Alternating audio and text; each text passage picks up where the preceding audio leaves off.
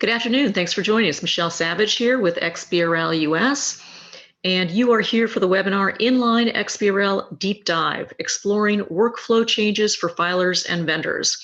This is the third in our series of Inline XBRL programs, and if you haven't listened to the first two, actually, I'm sorry, this is the second. If you haven't listened to the first one, please check out our event page for archives, and you can listen to that one as well. I'm going to go ahead and get started here. There we go. Let me just walk you through our agenda, and then we'll go through a few logistical points. We're going to first focus on using XBRL data. Who's using it, how Inline XBRL changes that or doesn't change it, how do analysts and investors look at the data. Patrick Lowry, who's XBRL subject matter expert at Topan Merrill and is also the chair of the XBRL US Earnings Release Subcommittee, is going to walk us through that topic. We'll then cover some CPE questions and then turn to Scott Tice. Scott is CEO at NovaWorks, and he is also the chair of the XBRL US Domain Steering Committee. Scott is going to walk through conventional XBRL workflow, how the preparation process will change. Finally, we'll cover some CPE questions and then talk a little bit about upcoming events. As we go through the program today, if you have any kind of technical issues, please email us at support, SUPPORT, @xbrl.us, and let us know what kind of problems you're having, and we'll do our best to get you back and online. I also want to mention that we are offering CPE for this course. And if you've already signed on for CPE, that's great. If you haven't, go ahead and respond to the questions, and we can take care of getting you registered for that later on. So to handle the CPE, we'll be taking questions at 2 points during the program today. And just make sure that you respond to the questions, and then we'll get you your CPE certificate later on. Also, as we go through the program, feel free to send us questions by clicking on the QA link at the top of your screen. And post your questions, and we'll answer those as they come in. Everyone on the call is muted, except of course for the panelists. So if you have questions or concerns, please use that QA link. So with that, I'm going to go ahead and turn this over to Patrick, who's going to talk a little bit about XBRL and inline data. So Patrick, I'm going to stop sharing my screen now and turn it over to you. Thanks, Michelle.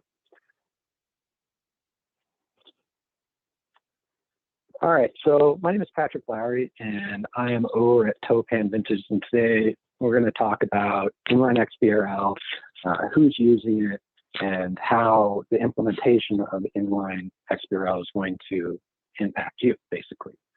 So starting at the beginning, Inline XBRL is combining a traditional human-readable HTML financial statement with a computer-readable XBRL tagged data.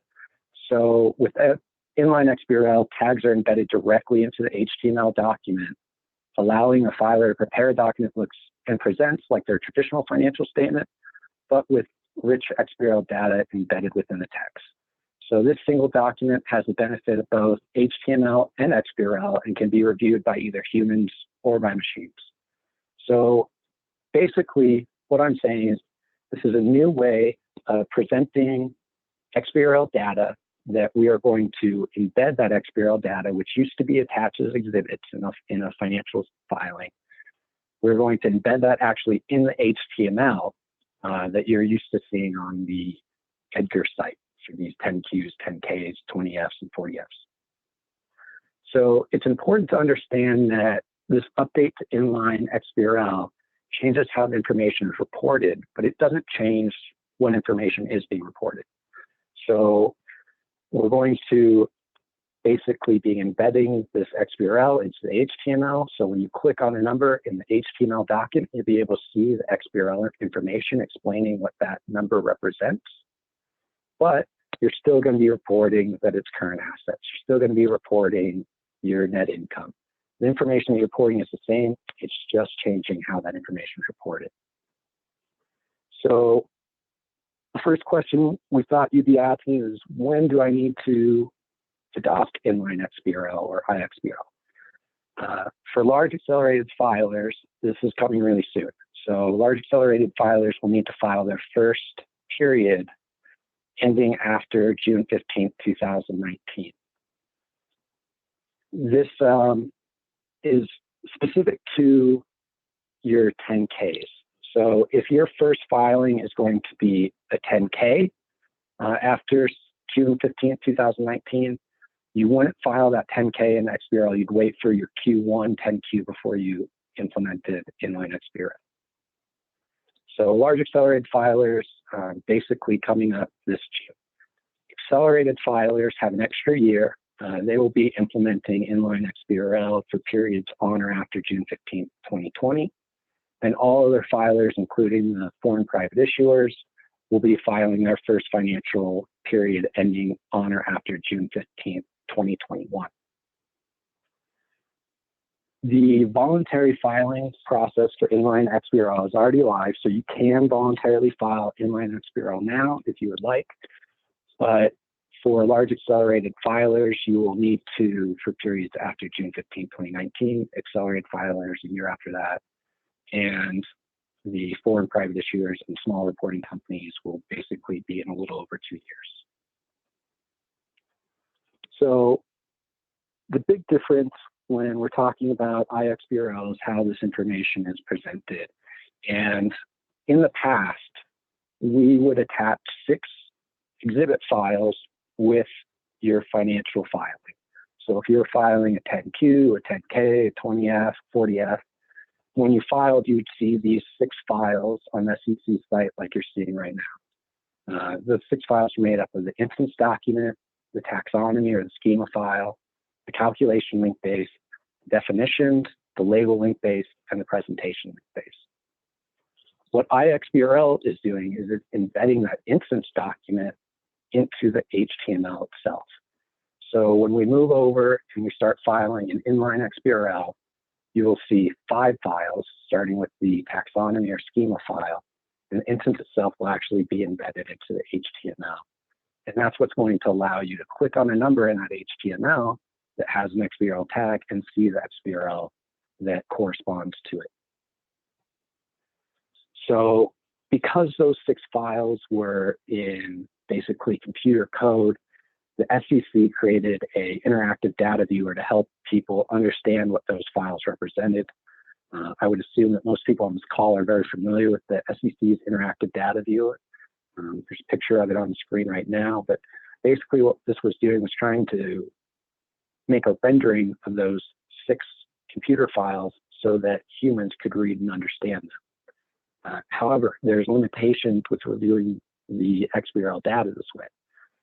One thing that we notice is the precision and scale needs to be, well, the scale needs to be consistent for any top-level group that's being reported. So right here on the condensed consolidated statement for the balance sheet, the amounts are in thousands. Well, it could be that in this document, some amounts reported in thousands, some amounts reported in millions. But this rendering is going to have to show the most precise value that's rendered in the top level group. So if one value is reported in thousands, it has to show all of these values in thousands. If one value is reported to be accurate to the whole number, it would be exact. Every number would show exact, even though when you actually look at the XBRL data, you could find that most of the values that were tagged in there would be less precise. There's always a challenge to review. Another item that we would get a lot of comments from filers about were what are known as flow-throughs, which would be basically any amount that is also tagged with the same concept in a different part of the document will also render wherever that concept is in the top level group. So here on the balance sheet, it's pretty straightforward. We have cash and cash equivalents for each of the periods.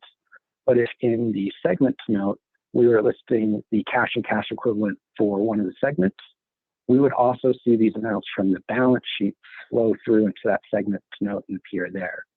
And those amounts being over there would cause confusion sometimes, though the SEC was clear that they wanted all amounts to show and have these flow throughs. This confusion could lead to clients making mistakes in their XBRL data. There's also a challenge that these XBRL files that are created are not necessarily created from the same HTML that's filed with SEC. And there's always a risk when filing in this manner that a number could have been updated in HTML that wasn't updated in the XBRL or wasn't reported correctly in the XBRL. So that risk was something that the SEC and many others wanted to get around. And so they've implemented Inline XBRL to try to resolve some of these issues and make the review of the XBRL data much more intuitive for humans. So since that interactive data view is hard to review, many XBRL data providers would give their clients review sheets like this to review, because this sheet would give the client more information about what those values represented. While scale might have been an issue in the interactive data file, you can look at the scale for each value in a document like this. However, there's also challenges with reviewing data in a situation like this, because if a client commented on a flow through or might have commented on a number in this report that could be coming from a different part of their document, there could be confusion on what value they actually want changed or what value they actually want updated. So while this type of review process had benefits over reviewing over an inline viewer, such as showing flow throughs and showing more precisely what's being reported, there are still limitations to it. iXBRL is now currently available on the SEC, and there's already been some filings done in Inline XBRL. And when you look at the SEC for an Inline XBRL filing, this is what you're going to see. So now, instead of those 6 attachments that we saw on the legacy platform, now we're seeing 5 of those down there. We have the schema file, which is the taxonomy, the calculation link-based, the definition link-based, label link-based, and presentation link-based. And then you'll see down at the bottom, not as a exhibit, but as an extracted XBRL instance document, that's been separated out because it's actually embedded in the HTML file. So if you go to the HTML file and you click next to that iXBRL button there, the SEC is going to bring up a viewer like this. You don't need to download anything. This is actually built in as part of the SEC's EDGAR site. But this is what an inline XBRL filing will look like. You'll see the HTML like you're used to, like you've printed off and distributed for years and years. And now you're going to see little lines above or below values that have XBRL tags. And if you click on one of those values, like I clicked on the net income amount for 2018, it's going to bring up a pop-up window that shows the XBRL attributes. So clicking on that number in the 10K filing, I can see that 415,981 is for the profit loss. It's US GAAP element. The full value is actually 415,981,000. It's for the 12 months ended December 31st, 2018. It's scaled to thousands, and it's as precise as thousands. The balance is credit. There's more information that be reported there, but the big benefit to this iXBRL is you can, a human person can open up this HTML file and also see the XBRL, and XBRL is going to be tied directly to it. They're not going to come from different documents. The XBRL in an inline XBRL file is embedded into the HTML. So in addition to having those tools, they built into the inline XBRL viewer some additional review tools that didn't used to be available before to try to help you review. So the main one is the notations that show where there is an XBRL tag. In this screenshot, you can see that 10K has a red line above and below it. That's indicating that 10K is actually tagged. So if we look over to the right, we're going to see a list of the tags in the document. We'll see that they're the document type for 12 months ended December 31st, 2018, 10K. That's actually an XBRL tag right there. We also have the ability to filter in the document. So if you want to filter for only US GAAP standard tags, you can. Or if you want to filter specifically for custom extension elements, you can do that. So this would be a great way of reviewing the custom elements that are in your document and determining if there are now standard elements that might be a more accurate representation of what you're disclosing. You can filter through sections of the document. So if you want to go specifically to the balance sheet, or if you want to go to your income taxes table, you can use the sections area to take you there like a table of contents. In addition, there's filters built into the Inline XBRL viewer. So you can filter on periods. If you know you had an acquisition on a specific date and you just want to look at XBRL items that were tagged with that date, you can filter specifically on that. You can filter on units of measure, like looking at all the shares items. You can filter for axes, scale, balance, or source document items. There's also data filters available, so you can filter for amounts, specific amounts. You can look for text-only tags. You can look at the calculations or negative-only amounts. And you can also look at additional items, which are hidden tags, which I'll explain a little bit later. And finally, there's a search box, which is a very quick way of finding things in your document. I'm sure everybody's familiar with search boxes, but they can be a really quick way of identifying a number in your document that may be incorrect that you want to change. So who uses this XBRL data that everybody's been spending all this time generating these past years and will continue to going forward? Unfortunately, there's a misconception right now that XBRL data isn't widely used. And a lot of that comes from differences between how an individual company would review its XBRL data and how a data provider or a data analyst would review XBRL data. So XBRL data is actually widely used by Bloomberg, Morningstar, Refinitiv, which was formerly Thomson Reuters, Standard & Poor's, Yahoo Finance, many different XBRL startups like CalcBench and Idacity. But these companies aren't opening up your individual 10Q and going through it. They're pulling in huge amounts of data from many companies at once, and they're comparing all that data together. When we look back at why XBRL was adopted, it was to make this data comparable and machine readable. And that's what these data providers are actually using it as. They're pulling together an entire SIC code of groups. They're pulling in specific companies they want to look at, or they're pulling in every single company that's filed.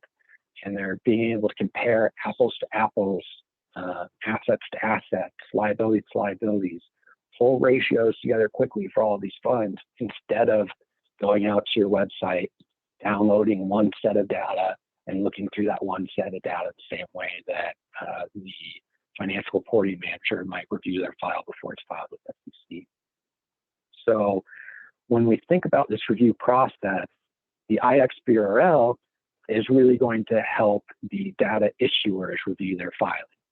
So when they're going through their individual filing, they can click on a number, look at the XBRL tag, look at the authoritative references that have to deal with that, and make sure it's appropriate for the disclosure. There's no longer different files that they're coming through, and they're hoping that the 250 million that they're commenting on here is the 250 million that's in this part of the note that they think it's coming from. Now, when they click on that 250 million in that specific location, they'll see the exact XBRL that's applied to that. So they'll make sure that it's appropriate, and this should improve the accuracy of the reported XBRL data. Now, the data analysts are going to be still pulling huge chunks of data at once. They're not going to be opening that iXBRL viewer and looking at one company at a time very often. So the review process for them is not going to change substantially now that Inline XBRL has been adopted, other than hopefully the data they're reviewing is going to be a little higher quality, and there's not going to require quite so much work to normalize. So when I talked about companies pulling in lots of data at once to analysts pulling all that data into their model, this is an example of what this looks like. So XBRL US has publicly available APIs. I would encourage anybody to go out there if they're interested in actually looking at this data, because it's publicly available. There's lots of tools available and allow you to look at whatever you want to. But this is an example they created looking at Microsoft, Alphabet, and Harley-Davidson. You could poll for many more companies than this. You could poll for specifically oil and gas companies or specific industries you want. It's really up to you, but generally you're going to be pulling in many companies at once to review their data. And usually what you're going to do is set up, or what the analysts do is set up automated tests to identify areas that they want to put more research into or that may represent opportunities. So right here we see current assets, current liabilities. That's perfect. We can make a quick ratio and take a look at companies that have quick ratios above a certain level or quick ratios below a certain level that we might want to take certain actions related to. So we can create these ratios automatically using XBRL data. We can have it flag certain items for review, but it's not just limited to financial statements. We're finding that many companies are using this XBRL data in pretty creative ways. So recently I'd heard a story that the industry that evaluates automotive sales, new vehicle sales, well, those sales come out a little bit later in the filing process than the information that insurance companies give out on new vehicles being registered for auto insurance.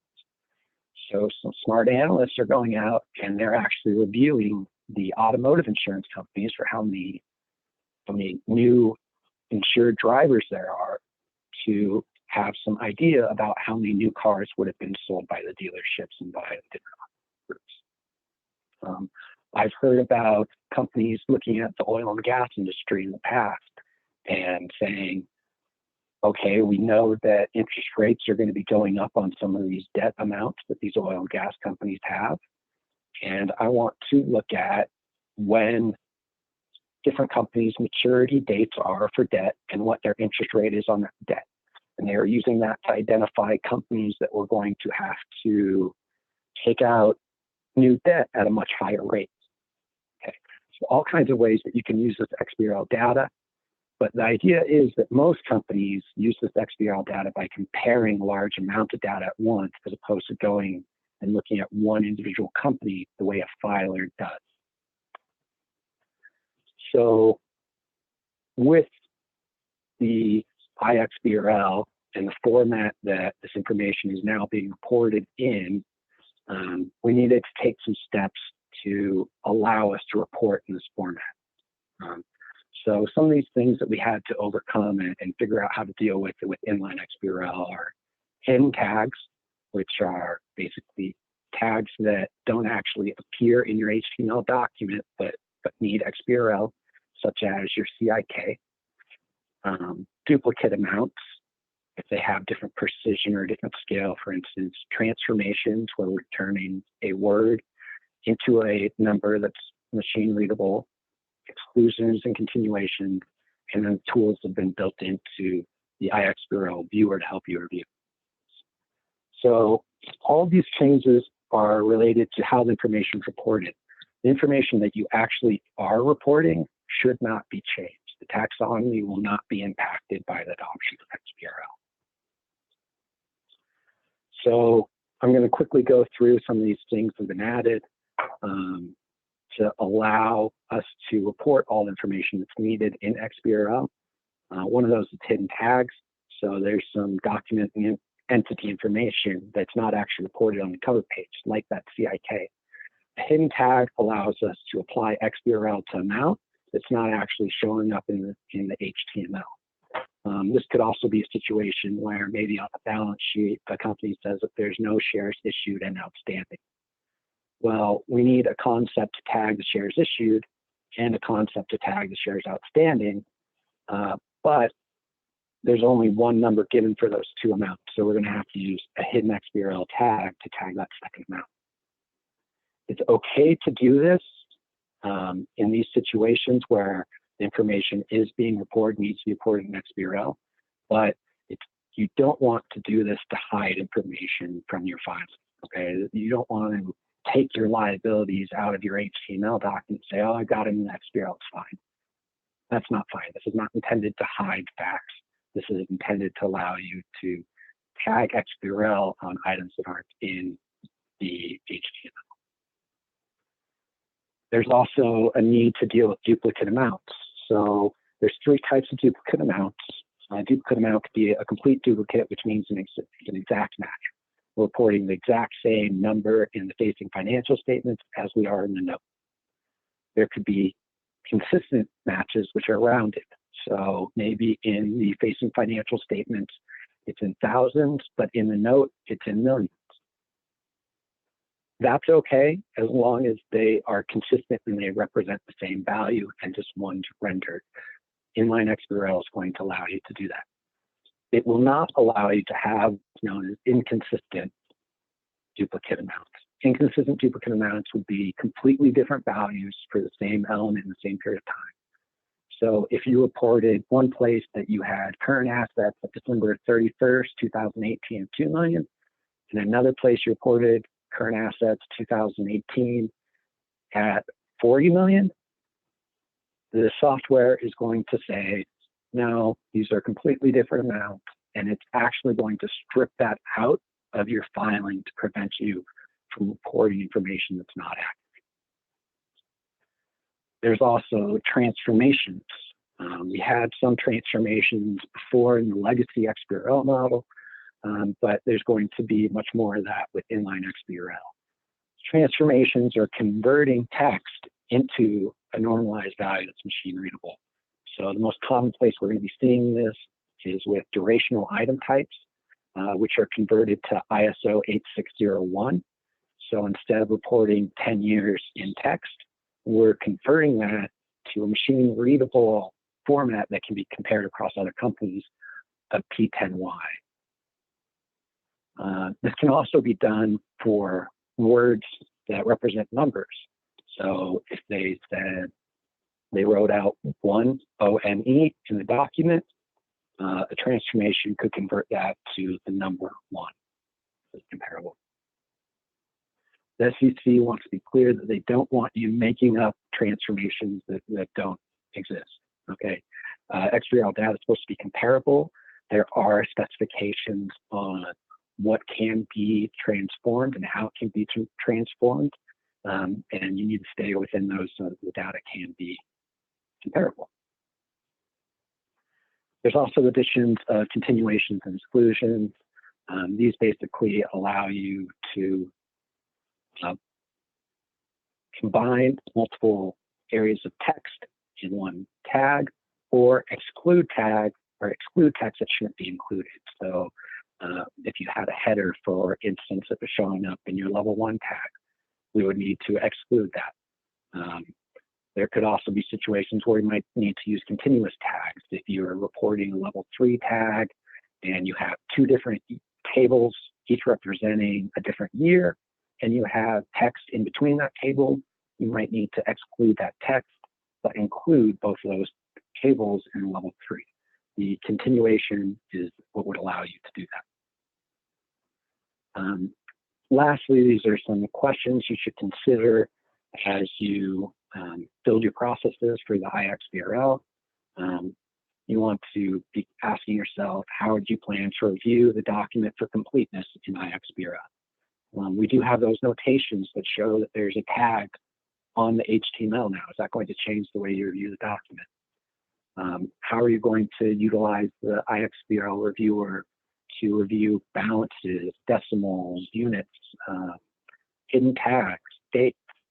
How are you going to use those review features that have been added to the iXBRL viewer to help with your review process? Are you going to be utilizing accounting references to appropriately select elements and represent disclosures? Remember, in iXBRL, when you actually click on the number in your document, it's going to show the XBRL.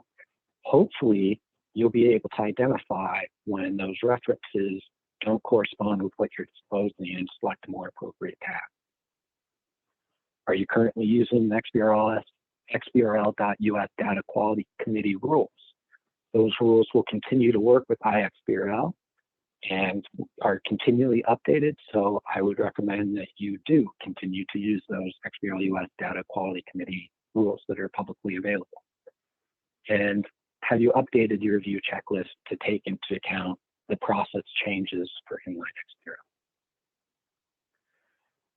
That's going to finish up what I was going to cover. So I'm going to stop sharing my screen now and pass it back to Michelle for some CPE questions. Great, thanks very much, Patrick. And just while I'm pulling up the CPE questions, one question that we received is, I noticed a new source document filter in the SEC's Inline XBRL viewer. In what situations or filings would there be multiple inline tagged instance documents? I don't know if you have an answer to that, Patrick. And as you mull that over, I will pull up my my own screen here.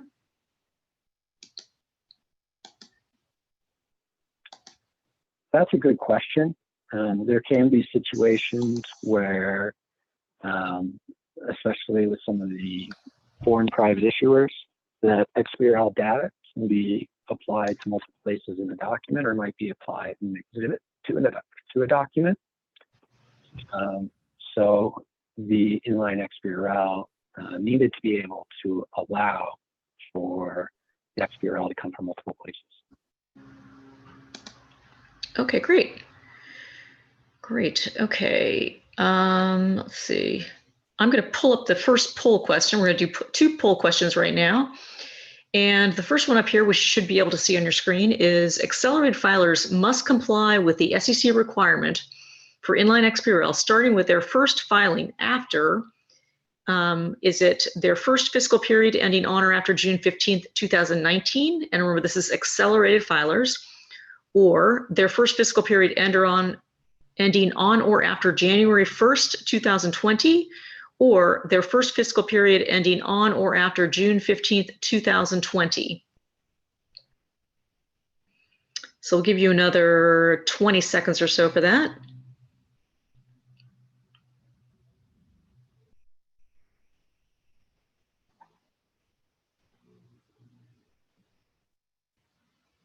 Okay, about another 10 seconds here, and then we're going to close down this poll.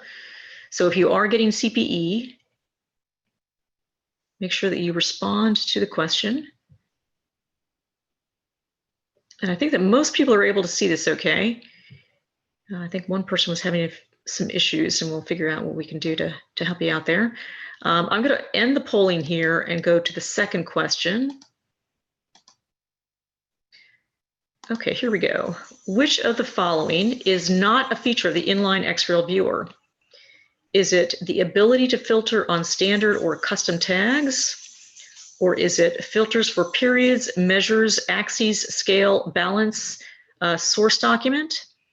Or is it data filter that allows for combined negatives and amounts? Which one is not a feature of the inline XBRL viewer?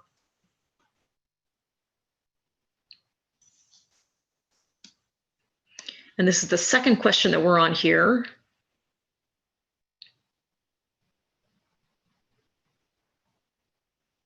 And we're going to give this another 20 seconds or so.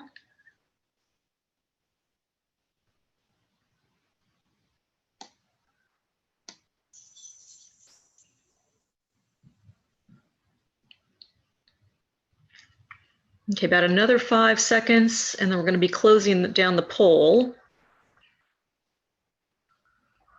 Okay, I'm going to end the polling now. All right, we're going to go to our next topic, which is workflow considerations. And now I'm going to turn it over to Scott Tice from NovaWorks. Well, thank you, Michelle. If you can stop sharing, I'll go ahead and pull my share up.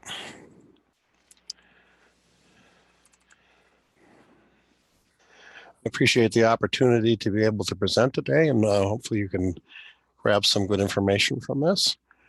So I'll be talking about the workflow and actually going into the deep end of the pool at the very end of this. We did promise a deep dive. So we'll start off with our typical 10K, 10Q report prep and source material. You know, whether you do it internally or outsource the data, or you're an agent, that prepares the information. There's a typical workflow process that you're going to go through to ready the report for EDGAR submission. So the question is, how will inline XBRL impact this process? One thing that we already talked about in the entirety of this is that this should not change your taxonomy. So all the resulting link bases and other information is going to remain the same with respect to what you have been doing. It should only change to be updated to conform to the HTML information or deprecated elements or changes in the EDGAR filer manual. So let's take a look at kind of the typical processing. We start off with source materials. Some of this can come from ERP systems and various accounting systems. Depending on your setup, you're going to end up either having draft documents or generated materials. That material will then will go through a document conversion process, or has been kind of colloquially termed over the years, EDGARization, to make it both appear nice and also comply with SEC rules with regard to EDGAR and the submission. Concurrent to that, in many cases, you do the XBRL creation, or some of the XBRL information may be generated by systems on the sourcing side. And you'll have, in the old school method, your instance data and then your schema and all your link bases. Those two things will be combined in the end and go through a review process both internally by the preparers and then be returned to the responsible parties within the corporation or registrant to have the end work product to go through a review process and make alterations and changes. So if we look at that source material, it's going to generally be by internal systems, or it's going to be aggregated and put into Word and or Excel. And the preparers are going to get a draft version of this. Very rarely is this the final. There's always changes that happen towards the end. To save time and money, a lot of folks split this out, and there are different groups that will do this work. So the document conversion is going to be performed by an EDGAR expert or somebody who specializes in how to make the HTML look pretty. And the XBRL creation is going to be done by an XBRL specialist, someone who understands element selection and how to pick up previous taxonomy items and tag everything the way it's supposed to be tagged. And then the resulting files are combined to create that overall proof or preview that's then used. Now with inline XBRL, these processes cannot be easily split and paralleled. So if you look at the modified processing of this information, I still have my draft documents, and I now have my conversion, but I'm also going to have the instance tagging and the link-based creation. It's kind of interesting that in my career, we've always talked about this idea of quote unquote tagging the HTML document. Well, in reality, we've never actually done that. What we've been doing is taking the HTML components and putting them into an XBRL instance. We're never really actually tagging the HTML.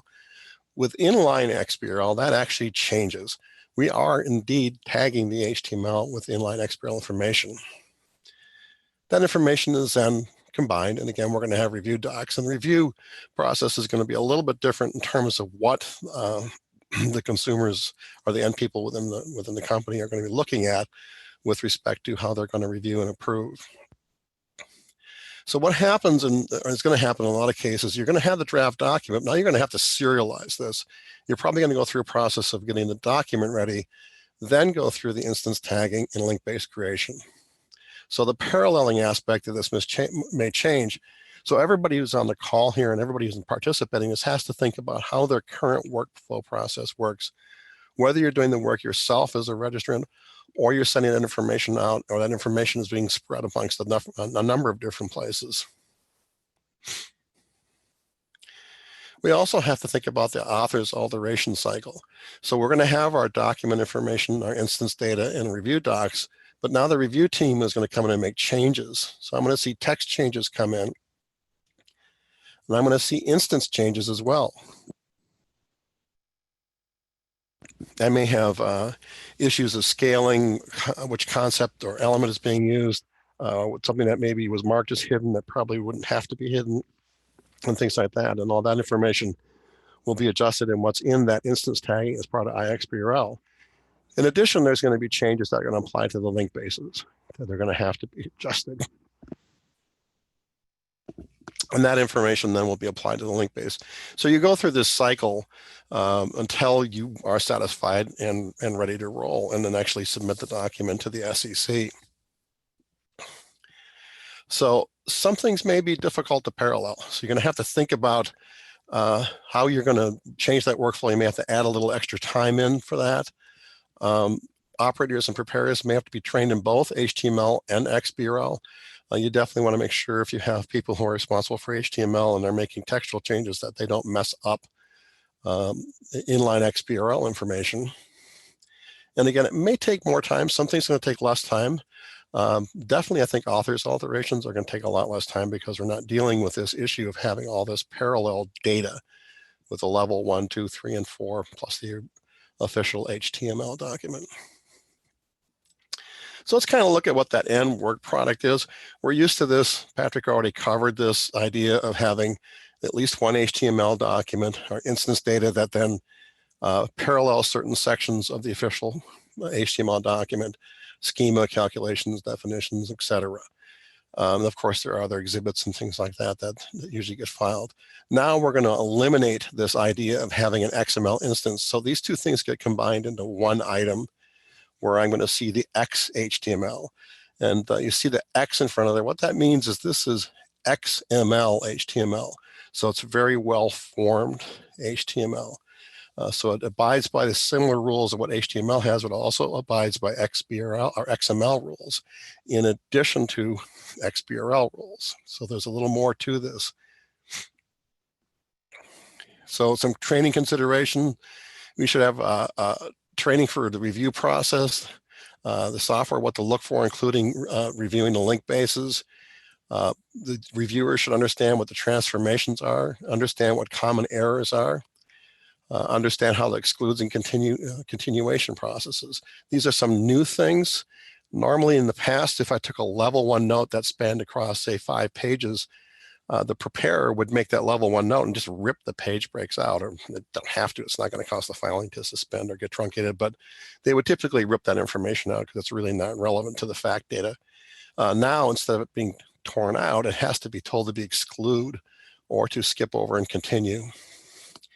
And how footnotes work, how that's a little bit different now because they're actually going to be using the footnotes within the HTML. And then how we're going to do your link-based editing. It's going to change dramatically depending on what your software vendor is doing and the kind of systems that you have. There are some risks for additional errors that need to be checked. One of the things I'm concerned about personally is scaling errors. We had a lot of problems with scaling errors and non-negatives and things like that, where there's really common things that just kind of plague the system early on. And through DQC and non-negs and the various rules that apply to that and just overall efforts of software vendors, that got a lot better. But now we're going to be looking at, instead of having numbers that have all these zeros behind them in the instance data, that we've got HTML that's going to have not the human readable version without all the extra zeros. So in the inline XBRL, we have to say this is in thousands or this is in millions. So the scaling, checking for scaling errors is going to change. And so the reviewers are going to have to think about how you're going to do that. And this is something that's important. All the EDGAR filer manual rules and all the DQC rules still apply. So Inline XBRL isn't relieving anybody of that. There are a couple things when it comes to risk return, investment management side, that aren't going to apply, but that's something we can talk about in the future training. We talk about risk return. So other training considerations, the element selection is going to remain the same. It should be consistent with the legacy element selections. As someone who develops software and has a lot of different vendors that use the software, I've noticed that when a registrant goes from one vendor to another vendor, you end up with essentially a different taxonomy because there'll be different element selections. That's horrible.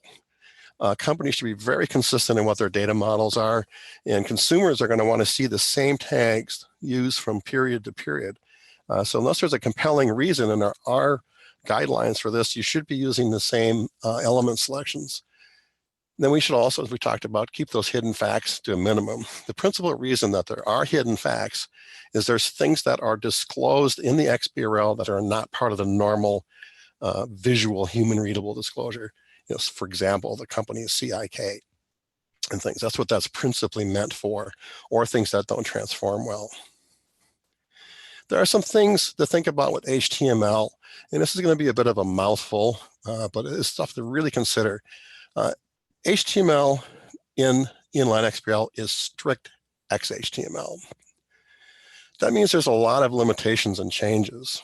So certain things have changed. For example, under the Edgar system, you couldn't use the span tag. And for those of you who don't know what this deep dive stuff is, span just basically says, I have an inline thing I want to group and put inside of something. I want to make it bold, or it's part of this a particular group of information. You can't use that with conventional HTML with Edgar. You have to use it with XHTML for Inline XBRL.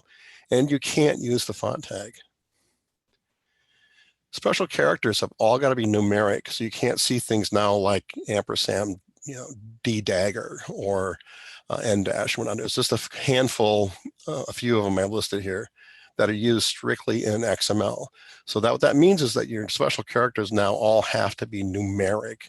So what you're going to do is pick the Unicode character that represents that. So you'll typically see something instead of a ampersand dagger, you'd have an ampersand number 8224, and I'm not sure what the actual number is, that comes out of the character set. And your software should be handling this, but it's important to remember these things. And when you get errors back from the SEC on suspensions, you want to understand what those things mean. HTML structure is strict. I mentioned that before. You can no longer have this, hey, it looks okay in HTML. You want to put it in the browser, because when you test file it, it's not going to work. You can't have this loosey-goosey problems with tags being nested and whatnot. It's got to be well formed and well structured. And certain attributes are even further restricted. For example, you can't use the align center for tables. If you want to center a table, you actually have to tell it to change the margins to auto. These are things that we've incorporated in our own software to deal with this stuff. And if you open up an XBRL, inline XBRL document with HTML and non-compliant editor, it could result in a corruption or loss of data. So be careful about that too. Don't just turn around and open something up and start playing around with it and something and then hope that it's not going to alter the data. And one last thing, and this is something that in my career I've seen a number of times, is you have these things called quirks that are in browsers. And what they are is, because browsers have been so forgiving about HTML errors, is they say, well, in this situation, if they have this error, I'm going to display it this way. Some of this stuff has come up with SEC filings, much to the irritation of many people. For a while, Google Chrome was actually taking page numbers and things and reordering them when it displayed them in the browser, because it didn't like the fact that there were certain Edgar tags at the top. With XHTML, it's much more strict. These quirks are going to kind of go away, but the things may act a little bit differently if you've got special types of things that you're doing. You should consider, in part of your process, reviewer training as well. A more high-level course for people that are involved in the creation and review. And presentations should match the SEC as closely as possible, including levels. Now, that indent levels in presentations has never been shown in the SEC viewer. The roles and attributes that are being used, including negated, total, begin, period, et cetera, all have to be correct. And those are things that are part of the Edgar Filer Manual. And all the labels, again, must match as closely as possible. So that's not lifted. Inline XBRL in and of itself doesn't really have any provisions for dealing with your labels. You still have to deal with that in the link-based side. And then, checking the scaling and the label rules, you're going to have to do that. And then it should be trained to understand how to use the SEC inline viewer. This is a pretty good viewer. You may be using other software tools and whatnot, but remember, in the end, what people, when they go to look at your stuff that are just kind of going into the Edgar system, looking at the website, they're going to be using this. So this is something you definitely want to do and make sure that you understand how it works. So you want to understand how that's going to look when it's publicly viewed, and learn when to use hidden facts. So I want to go ahead and just quickly look at something just for a couple of minutes here as part of the deep dive, and leave some time for questions. I apologize for my rather weak voice today, suffering from the springtime maladies. So let's take a look at a filing that I've seen used over and over again in examples, and you've seen the viewer already. So here we have a balance sheet. The red lines mean that something is marked up here, and I can see the information when I click on it. And this particular one actually has a footnote on it, along with all the other stuff. And I'm not going to go into all the particulars about the viewer. What I thought I would do is deep dive and take a look at what that actually is in code, ignoring the fact that you're seeing our software. The code that's being filed is universal. So here I see that same information in this table, and this is just kind of where you fall off your chair and say, oh, that's what HTML looks like. In this, you'll see this information here, and I can kind of zoom a little bit. And this is the inline XBRL. So this is saying that this is a non-fraction, meaning that this constitutes a whole number. It's one component. And in here, I have a lot of different information. What unit, you've had that before, US dollars. It's decimals. This is setting up at precision that this is actually in dollars, in thousands. So I've seen that. What format? We talked about transformations. This is the transformation, IXT : non.decimal. That's the transformation. That tells the anything that's going to take this and treat it as instance data, that when it reads the 833 274, it's going to take that comma out of there and it's going to add 3 zeros behind it. This also has a footnote attached to it. And down here, I'll see that footnote actually tagged. And I'll go into the code here. So you'll see this IX footnote. So this references the text within the HTML. That's part of that footnote, and we have a rather long ID that's being used to cross-reference that. So inside of here, then, I see lots of other information. Here are my facts that are part of the inline of the text. And somebody had asked a question about the scaling. You see here, this has a little bit different setup. And the question was, do these have to match? And the answer is no, but generally your scaling and precision is you're going to want to have that being the same on the face financials. And then down in here, you can do as it sees fit. And part of the reason that this is done this way and you have a scale is because you have that human readable portion. So one last thing to look at here is you think about XBRL and HTML. At the beginning of this HTML, it's loaded up with all kinds of goodies. I've got all this extra stuff, and you can see again the color. It's all the context that have been defined, including the dimensional information. I'll also see all my hidden facts and also cross-references for footnotes. And that's essentially, I can take that if I wanted to and just generate regular instance information. And if I was to look at and explore here facts, I can then see all the things that are actually hidden in this particular thing. There's actually quite a few. I finally get down here, and I can just walk the facts and see all the ones that are declared. So that's your deep dive portion of the coding. A couple notes to put on here. When you're doing this to begin with, you're going to want a test file, and you're going to want a test file, and you're going to want a test file. And you're going to want to make sure that you read the responses carefully. There can be rather cryptic, and if you need help, ask. There's lots of people who can help you out with that. Because you're going to have HTML issues and you're going to have XBRL issues. Obviously, make sure you run all the DQC EFM stuff and validate. And again, there's a final check. You should always be viewing this. And I'll go ahead and turn it back over for CPE because I think we're running a little long here. Thanks very much. Yeah, while we're transitioning to the CPE, we have one question that I know that questions have been coming in, and I think that Scott and Patrick have been responding to those. One question we got is, do you have any information about the required inline XBRL tagging of 8K cover pages? This is a new regulation or a new final rule that came in from the SEC just last week. And I don't know if one of you wants to respond to that about the inline XBRL tagging of Form 8K cover pages. And Scott, do you want to stop sharing your screen? I can speak a little bit on that. We weren't really covering or planning to cover it on this webinar, but the implementation schedule for that mirrors the implementation schedule for Inline.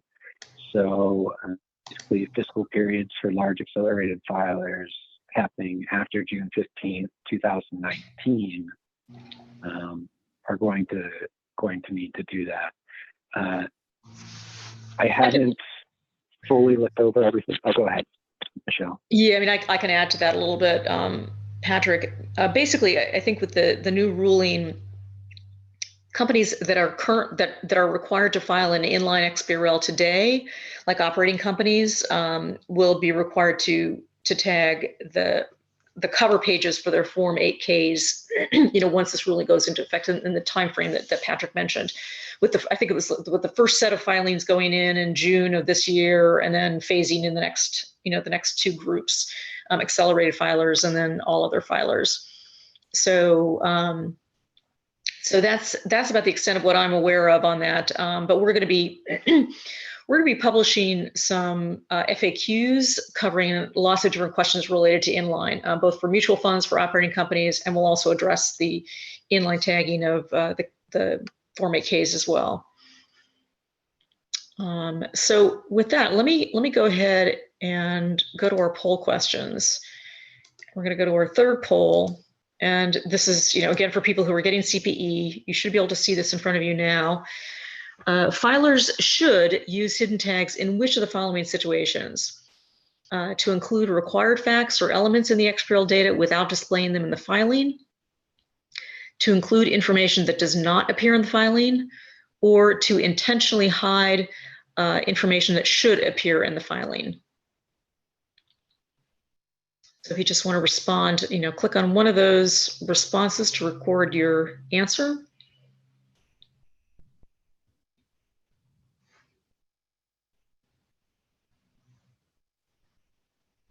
Okay, we'll give it about another 20 seconds before we go into the last question.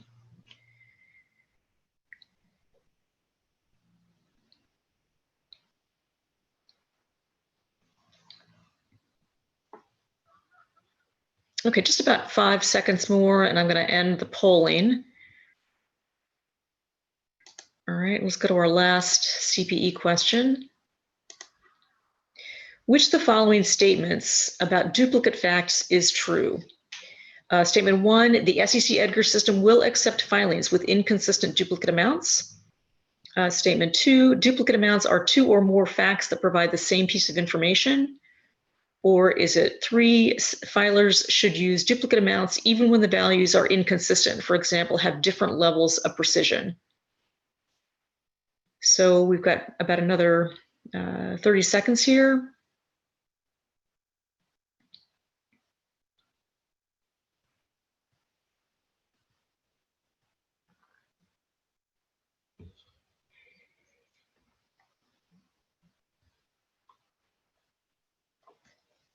Just about another 10 seconds, and I will be closing down the polling.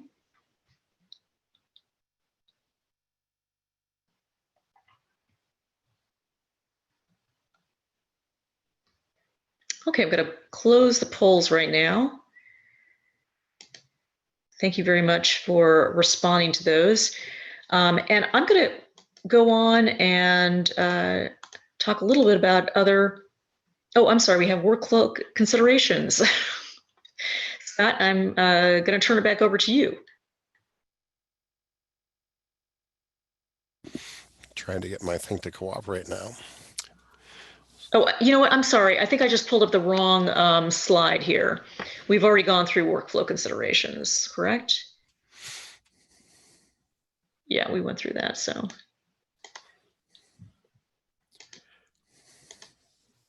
Okay, bear with me a second here. So we've answered a number of questions on the Q&A. If you don't have that screen, open it up and take a look at it.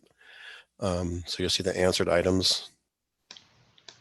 I don't think anyone can see the answers, I believe, except for the panelists. I thought that they were open to everybody. I'm not sure about that. Let me see if I can review the questions then. If you want to, Scott, if you want to go ahead and review the questions. Sure. Oh, okay, someone just said, yes, we can see them. Thank you. Well, why don't you run through ones that we have other questions and people Okay. on there so they get the most out of what we have. Right. Okay, so let's go into the questions. What about figures within text disclosures? If you refer to amounts in billions and millions, is that an issue? Do you need to use the lowest level of precision throughout an entire footnote? I think the answer there, and Patrick, you can jump in here too, is that the reason that you have all the scaling and precision information in there is because there are times that in the narrative you'll be doing things like saying 3.5 million, but then someplace else on a table it will show up with 3.5, 15 or something like that. So you have to consider the rounding, and you can do the scaling, the decimals, and the decimals. I hate to use the word precision because I don't think that attribute's actually allowed for SEC inline XBRL, but you have them match up so they should convert correctly, they should transform correctly. And as Patrick had mentioned, maybe you can add in onto this, that there is an issue that you want to have the rounding and have things be equal to each other at that level of precision.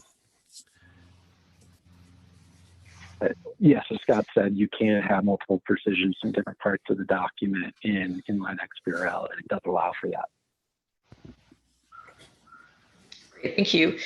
Okay, here, we'll just go through a few of these questions because we're kind of at the top of the hour here, but how do we access the SEC inline XBRL viewer? Can it be used to preview a filing before submitting it, similar to the old SEC previewer? The answer is that it's not available from the SEC right anymore as a previewer process. You have to download their software and set it up.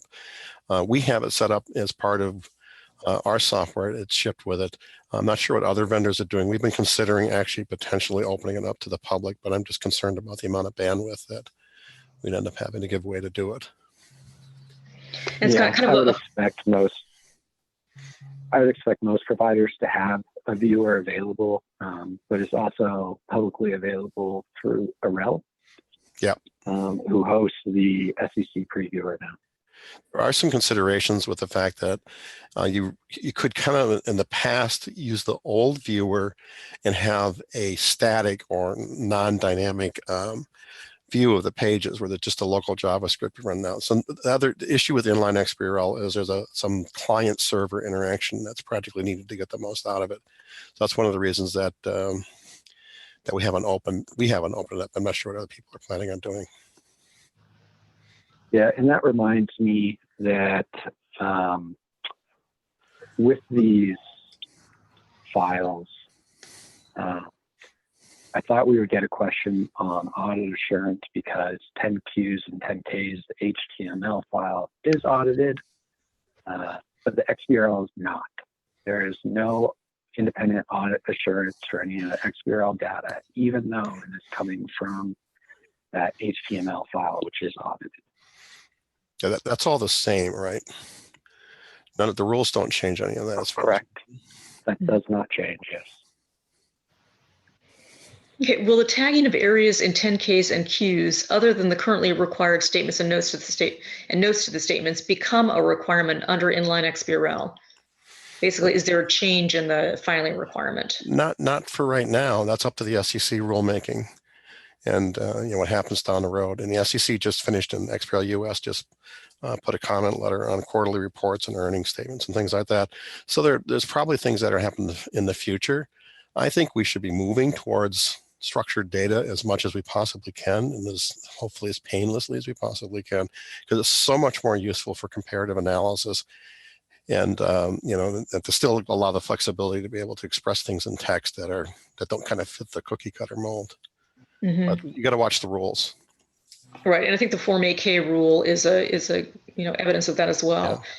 Yeah. And XBRL US runs blogs out. We run blogs out. We watch all the rules and try to put synopsises out. There's probably 24 places where you can get that information from to just keep your eyes open on it. Another question we got is, when does the requirement that we include XBRL files on our website cease? And do we need to maintain historical XBRL files? That's actually a good question. I'm not going to answer the ceasing of it. That's more of a question for the SEC. But I will say that one thing you have to consider is that when you're now posting up inline XBRL on the site, that you have to watch the browsers and make sure that they properly display it. We've done a bunch of testing with this, and as far as we can tell, all the major browsers at this point are just fine. They're supposed to ignore tags they don't understand, and anything with the IX colon, non-num, and all that stuff just gets ignored.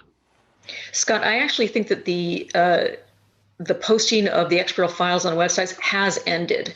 I think there's, I just don't want to I think as of September last year, in the rule itself, there's a statement, as of September, effective September 2017 or 2018 rather, companies are no longer required to post their XBRL submission. As long as it's written down someplace, that's fine. It is. I think it is written down somewhere, because I know that's a big issue, is to make sure that you can point to it somewhere.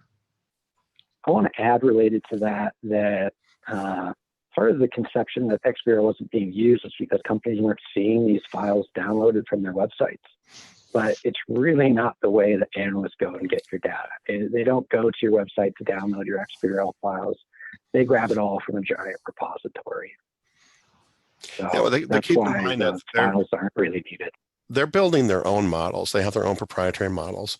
Some of them aggregate and then turn around and sell that data. Others use it internally for buy-sell information. A lot of them don't want to disclose how they're using the data because it's trade secrets, but they are using it. Michelle can talk about that. We go to the CFA in November and go through this, and people are using this. It's really, really important. It's easy to sit from a preparer standpoint and just kind of think you're going through an exercise that's not important, but this is the free information that helps markets work. Right, and I think to Patrick's point, the reason that the SEC decided to eliminate the requirement that companies post on their website is because people are not getting them there, and there was a bit of confusion, I believe, among corporations thinking, well, if no one's accessing the data on my website, then I guess they're not using my XBRL. But they're really they're pulling in an RSS feed from the SEC. They're getting the downloaded data. There's lots of different ways for them to access that data. Even Google BigQuery, maintains a set of the financial historical data for SEC filing. So there's lots of ways of getting it, and getting it on a company website is really not the one that people are using. And the SEC's repository is pretty much the official repository. Yep, absolutely. Well, I think we're out of time, and I want to thank our speakers so much. Patrick and Scott, you did a phenomenal job covering a lot of really important territory here, and I know this is a complex subject.